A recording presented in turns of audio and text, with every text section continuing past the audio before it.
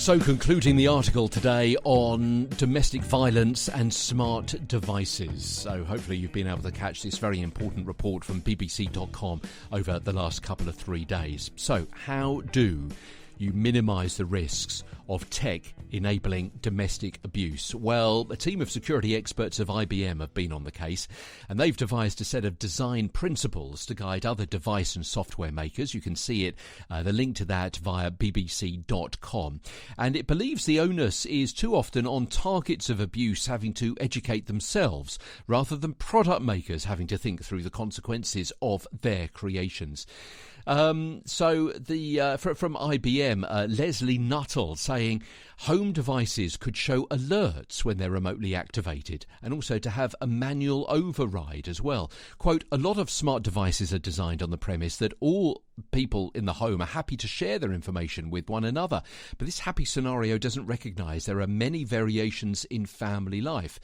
Family apps are used by many to monitor kids' safety, but by design, they share a lot of information, and that could be misused in an abusive relationship. So they share other pieces of information. Even something like battery level could be a really small, innocuous piece of data, but in the hands of an abuser, the victim can't escape that barrage of abuse by simply turning off their phone, saying the battery has died, because someone else will be able to see that it hadn't.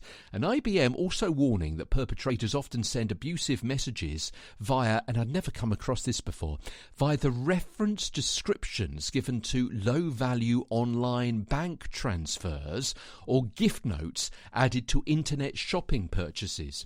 So just to take you back on those last two examples, you could just send someone a 1p into their bank account, and the reference for that, which they will see, which will perhaps come up on their phone or on their statement printed or on their web page on their account, could say something unpleasant, or they could send something really cheap through an online store like Amazon, attaching a gift note which again says something unpleasant as well. Now, some banks are cutting back on that, and they are checking those, automatically flagging. A particular one bank in Australia, and apparently it seems to be really, really pervasive out there. I'd never heard of it before I came across this article. Be warned, be advised, be reading that article from bbc.com. And you can read it there also via the smartspeakers.com/links. I'm Peter Stewart. Part of the briefcast.fm network.